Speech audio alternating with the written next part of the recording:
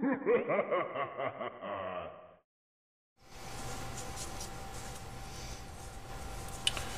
do like that the shocks are threaded. It gives you the ability to adjust ride height easily on the fly. This old spacer setups were never any fun. Plus this actually does the helper spring setup, which definitely gives you a little bit of a scale appearance.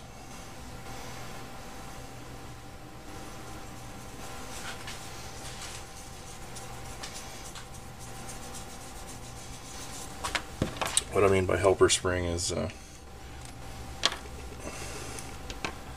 typically in full scale setups you'll have one rate of spring on one side and there'll be another rate of spring on the other side, so that as the shock compresses, the softer the two will compress. When it bottoms out, then the rate increases to the harder spring, so you have a dual rate spring essentially.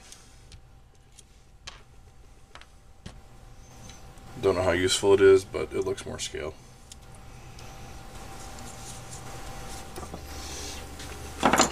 Next I'm going to install the eyelet on the shock shaft. When you're doing this, some shock shafts will actually have a flat spot for you to grip onto, but you want to hold as low on the shock shaft as you can, because if it spins at all while you're installing the eyelet, it'll mar that shock shaft. If that marred portion of the shaft goes up in the cartridge section or the O-ring section of the shock, it's going to tear those O-rings, and then you're guaranteed a leaky shock. So you want to try to hold as low as possible on that. Shouldn't be an issue on these because they have that limiter, that travel limiter that's going to go on, which, speaking of the travel limiter, I should put that on first. But the travel limiter should cover up any damage I do to the bottom of that shock shaft, so that'll keep those scratches out of the O-rings.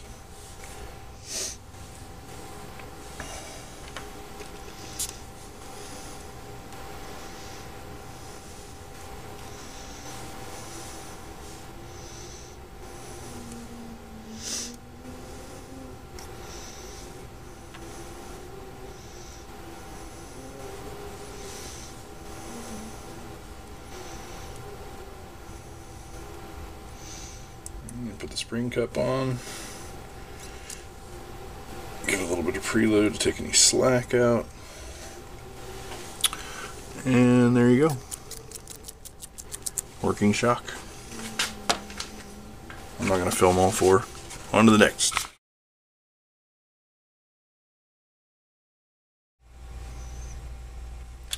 I'm going to go ahead and set the gear lash. So I went over this briefly on my race video also, but that was with 32 pitch gears. 48 pitch is a little more finicky because the gears are much smaller, less depth, so it's definitely more touchy.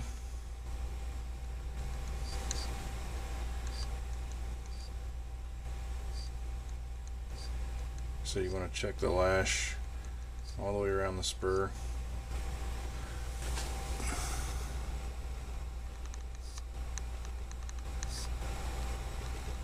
And that is pretty dang close. So you don't want it to bind.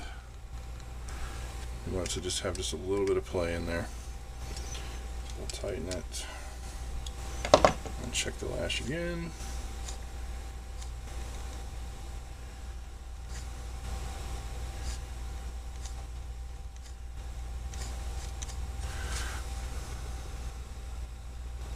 You can see there's just a small amount of play, but it's not binding it up at all. There's a little bit of bind in there, but that's because of the drag of all the grease I put on the gears and the transmission. That should be good to go.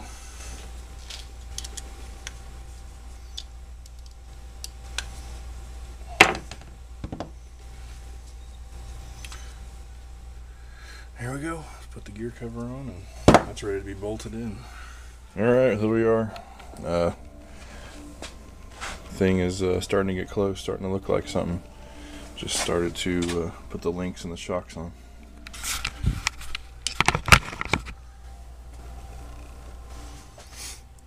Yeah, this caught me out here, guys, and pretty much catches me out every time I deal with this. For one thing, I was used to dealing with behind the axle steering, which the XR10 has, and my AX10 has.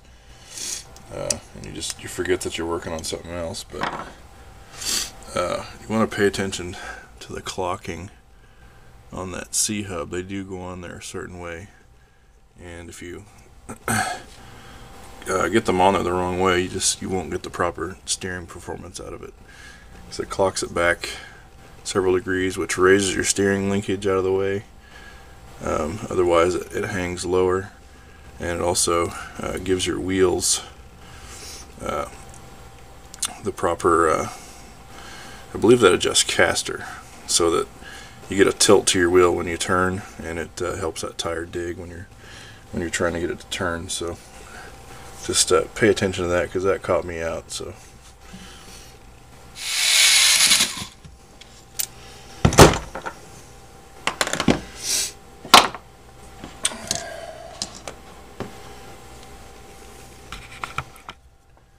alright, I got the chassis all put together. It's time to get the axles on it. Alright, well, the chassis is pretty much built. Just taking a quick look to see where that wheelbase is going to end up in the wheel well. It looks like the short wheelbase of the Dingo is going to be pretty darn close. I tried this body on my Honcho, and the rear axle sat too far back, so I went ahead and tried the shorter wheelbase, and it looks like it's going to work out. So we got the roller pretty much put together. Went ahead and mounted the battery in the back, Dingo style, since the body should allow it to clear, and that leaves access to the radio box. It's kind of a pain in the ass at the Honcho. You have to pull the battery tray off to get to that. So getting ready to mount up the tires. I don't know if I've mentioned or not, but I'm going to be putting Proline hammers on, just because I think he'll like the more aggressive tread a lot better. It's kind of a little bit more scale looking tire, and we'll be gluing them on, I guess. Went ahead and picked up some weight from a local hardware store. Probably be putting 3 or 4 ounces per front wheel.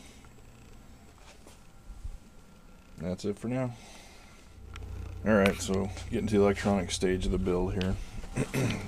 Since I'm using the AE2 out of the Wraith, and I'm going to be running it on the nickel metal batteries, or he is, I need to jump into the Castle Link. For those of you who don't know, the Axial speed control is basically a Castle Sidewinder that's been kind of dumbed down to only do brushless, which still makes it a pretty good ESC, great for crawlers. But I went ahead and fired up the Castle Link software, and basically the only thing I'm going to change here is change the cutoff voltage to no cutoff, because we're running nickel metal, so we don't run a cutoff voltage. He'll just run it down, and when it slows down, he'll quit driving. Everything else I'm going to leave default. It's got forward with instant reverse, 100% reverse throttle, 100% brake amount. I'm going to set probably 80% drag brake. It's reverse brushing motor, arming time, all that stuff I'm going to leave default. So I'm just going to go ahead and update the settings. And now it should be ready to run on those nickel metal batteries.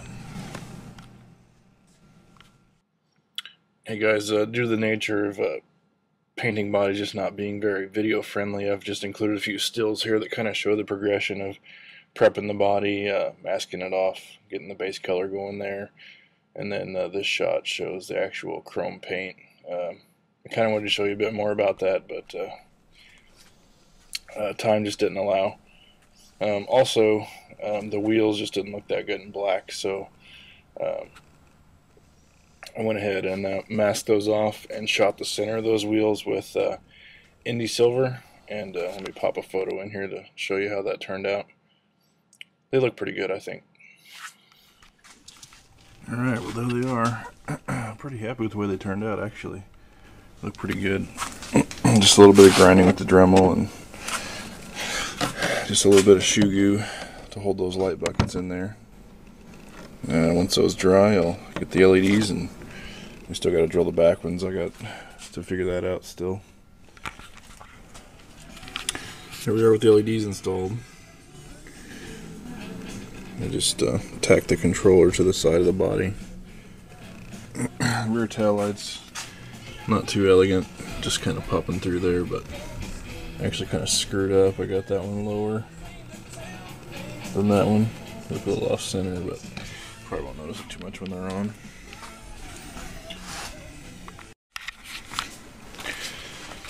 Alright, well there it is. Pretty pleased with the way the headlights turned out.